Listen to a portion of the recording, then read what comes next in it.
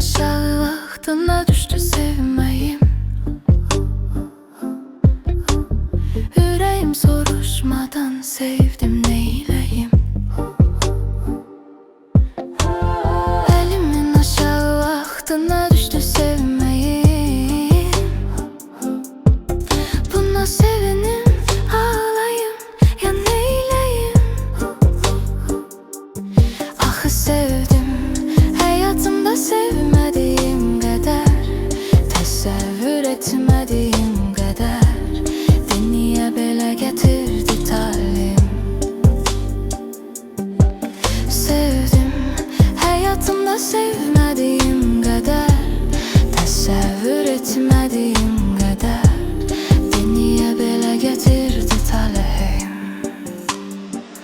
Yoxsa yenə mənə dərs verir zalım fələk, acılarla sınayır qəlbimi?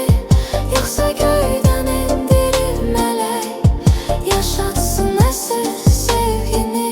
Yoxsa yenə mənə dərs verir zalım fələk, yaralarla yandırır qəlbimi? Yoxsa göydən endirib mələk, yaşatsın əsl sevgini?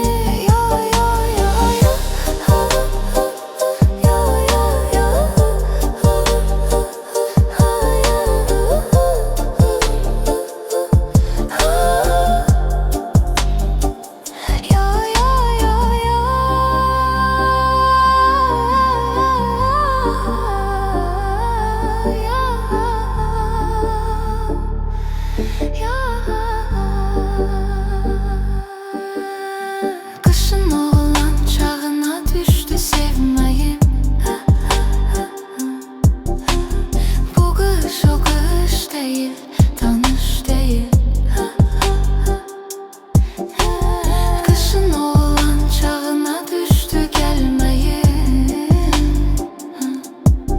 Bu qışı mən yay bildim, bu qış deyil.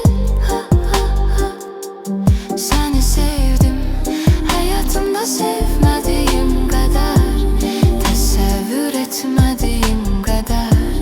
Nə yaxşı belə gətirdi talihim.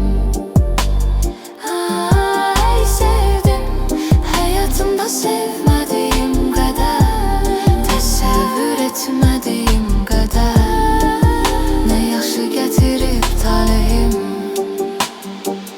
Yoxsa yenə mənə dərs verir zalım fələk, acılarla sınayır qəlbimi? Yoxsa göydən